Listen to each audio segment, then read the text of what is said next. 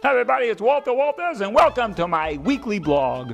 And as you know, we're in the month of April, and we're celebrating Humor Month. Now you might say, well, Walter, we've already talked about Laurel and Hardy. Why are they up here again? Well, we're going to talk about another comedy genius who is known as Dick Van Dyke. Now you might say, Walter, how come you have Laurel and Hardy up when you're talking about Dick Van Dyke? Well, if it wasn't for Laurel and Hardy, we probably wouldn't even know Dick Van Dyke. Dick Van Dyke actually was inspired by these two fellas, especially Stan Laurel.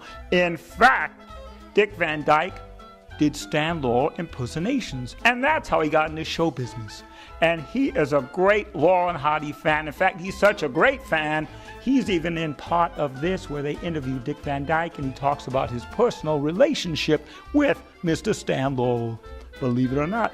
And if you want to know a little bit more about Dick Van Dyke, look at Me TV.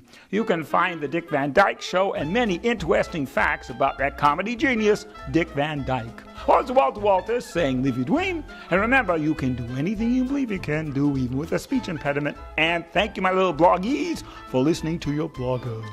We'll see you next week with another Walter Walters blog. See you next time.